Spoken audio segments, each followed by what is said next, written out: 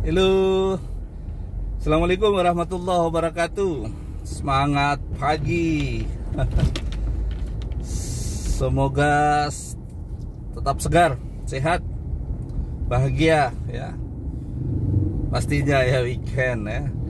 Selamat berakhir pekan semuanya. Selamat berkumpul bersama keluarga ya. Nikmati hari-hari weekend ini, bahagia bersama keluarga tersayang ya di rumah. Hari ini cerah di Batam, cerah. Saya di Batam, lagi di Batam. Besok saya insya Allah di Jakarta. Batam hari ini cerah ya. Hari Sabtu di bulan Oktober ini, tanggal 21 ya. Tanggal 22. Tanggal 22 ya, tanggal aja udah lupa ya. Ini karena ya beginilah ya, karena apa ya, tidak bekerja secara reguler, jadi kadang tanggal dilupa ya. Kalau kita bekerja reguler biasanya tanggalnya diingat ya. Apapun pekerjaannya, dimanapun, sektor apapun, semuanya baik. Yang penting halalan thayyiban ya. Insyaallah ketika semuanya dimulai dengan rasa bahagia, itu permulaan yang baik, modal yang baik, insyaallah menghasilkan yang baik, apapun itu ya.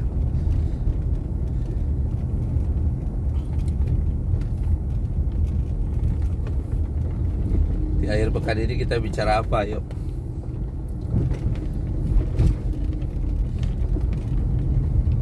Saya mau bicara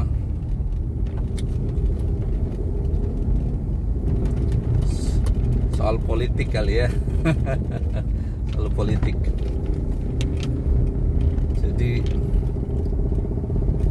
sebentar lagi kita akan, tak lama lagi, 2 tahun lebih kurang ya, kita akan memilih pemimpin kita, presiden kita, juga wakil-wakil rakyat kita ya. Ya, politik ini hal yang penting ya. Samping soal ekonomi dan budaya, politik ini juga penting ya. Karena kita tidak boleh melihat secara parsial ya. Ekonomi, politik, budaya, sebenarnya ini saling kait-mengait, justru jauh lebih bagus ya. Budaya bekerja bagaimana seiring dengan political will-nya gitu ya. Ekonomi juga berjalan seiring juga dengan political will-nya. Itu justru jauh lebih baik. Kalau kemudian parsial, pecah-pecah ya, tidak efektif ya, tidak efektif ya, tidak sinergik ya, tidak sinergis. Jadi politik penting karena ya pengelolaan negara ini itu dikelola secara keputusan politik, dilahirkan oleh sebuah keputusan politik. Ketika kita bicara dikelola, maka kita pertama berbicara tentang subjeknya, pengelolanya. Pengelolanya siapa? Pengelolanya itulah dari keputusan politik kita. Kita memilih Bapak si A, kita memilih Bapak si B ya. Kemudian dengan sistem yang kita anut, demokrasi, suara terbanyak, dia kemudian keluar sebagai pemenang dari prosedur politik tersebut ya. Dari pemilu tersebut, maka dia kemudian dimandatkan untuk mengelola negara ini ya, mengelola bangsa ini. Jadi kita tidak boleh pasif ya, bukan pasif ya, tidak boleh a priori ya, tidak boleh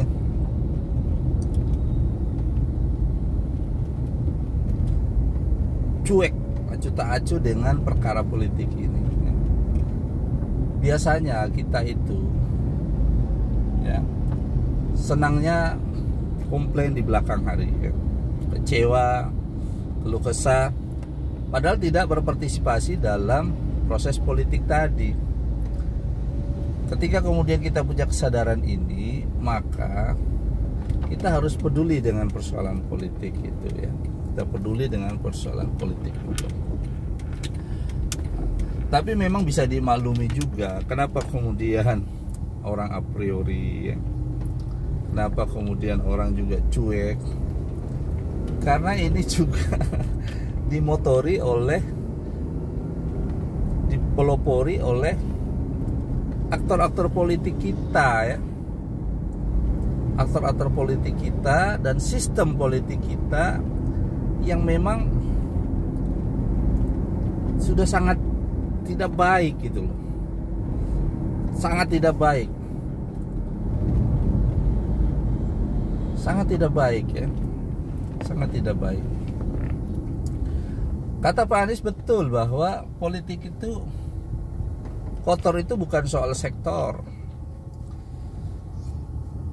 Politik itu bukan kotor, itu bukan soal sektor. Memang betul itu, betul. Ekonomi kita tidak bilang suci juga. Dalam sektor yang lain kita tidak bilang bersih juga. Kemudian kita hanya melihat politik itu kotor.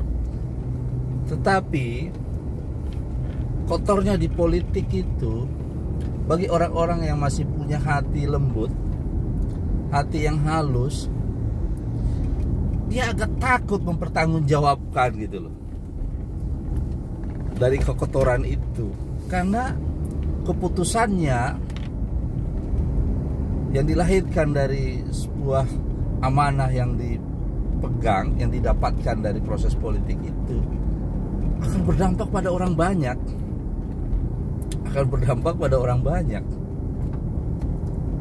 akan memiliki implikasi kepada orang banyak. Sehingga kemudian ketika sistem tadi tidak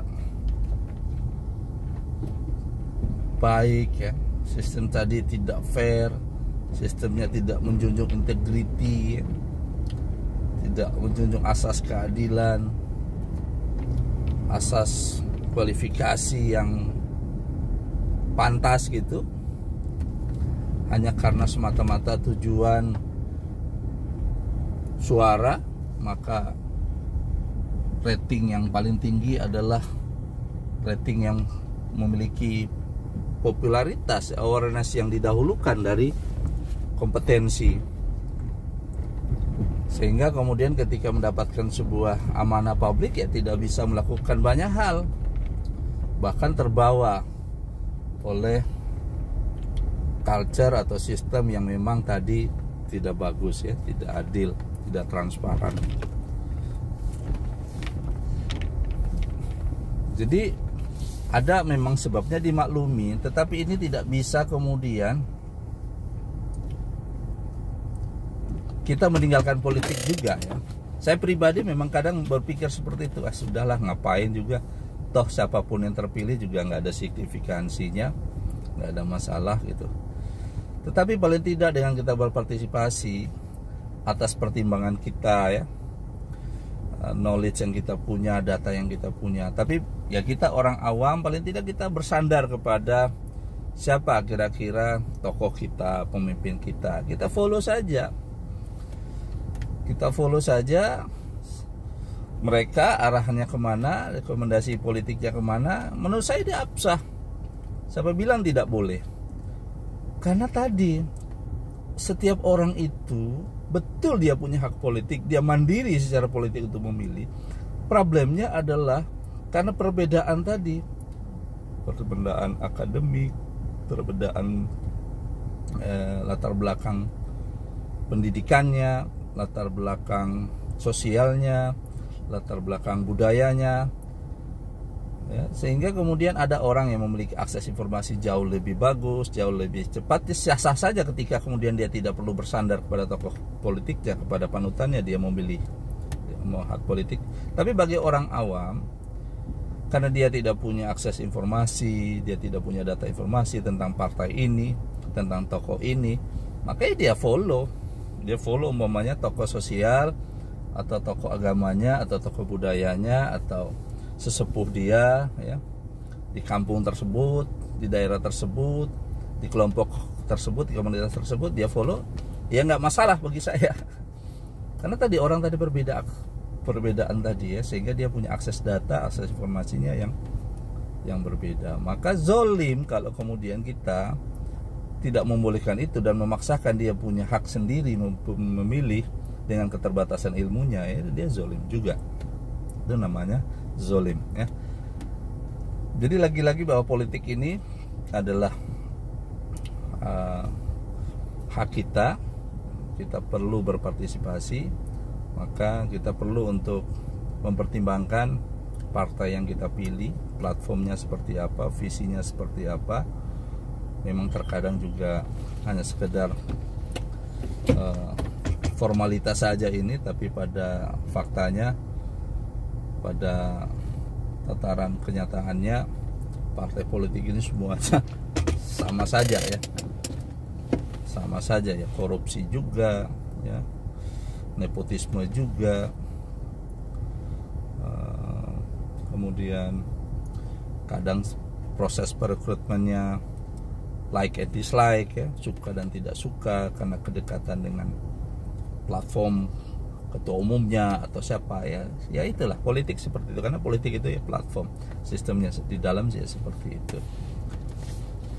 Tapi saya hanya mau menyampaikan bahwa politik itu hak kita perlu berpartisipasi dalam keputusan politik, dalam proses politik, sehingga kemudian kita puas terhadap pilihan kita, apapun nanti yang kelihatan dalam proses kebijakan publiknya, dalam pengelolaan daerah atau pengelolaan negara ini, baik regulasi yang dikeluarkannya oleh anggota dewan sebagai hak legislasi, kemudian dijalankan oleh penguasanya, oleh pemerintah daerahnya maupun pemerintah pusatnya sebagai eksekutif, kemudian anggarannya, ya, peruntukannya jelas sebagaimana yang sudah diputuskan oleh wakil kita, orang-orang terpilih kita yang kompetensi di sana, menentukan budgetin sesuai dengan fungsinya, tidak dikorup, tidak dikorupsi, ya. Ini juga problem ini, karena memang ya sudah menjadi semacam rahasia umum, bahwa anggaran ini ya diperjualbelikan, ya, sehingga ada fee, sehingga tidak sedikit kita dapat informasi pejabat kita yang ditangkap baik di eksekutif maupun di legislatif karena mempermainkan anggaran ini, memperjualbelikan anggaran ini kepada kepala daerah yang mau, yang sanggup dengan komitmen yang dibangun. Ini juga tidak sehat cara seperti ini. Bagaimana kemudian fungsi pengawasannya juga dijalankan dengan benar. Tidak sehat memang ketika di eksekutif partai yang sama dengan di mayoritas di legislatif, karena tidak akan terjadi check and balance, tidak terjadi check and recheck secara lebih adil. Maka mari sama-sama saya mengajak teman-teman semua, jangan acuh tak acuh dengan politik, ya, jangan cuek dengan politik, karena politik inilah yang mengelola bangsa ini, yang kita nanti mau nggak mau berurusan dengan keputusan politik tadi, berkaitan dengan pajak umpamanya. Luar biasa di pajak ini, kadang saya sendiri juga cukup malas berurusan dengan ini, karena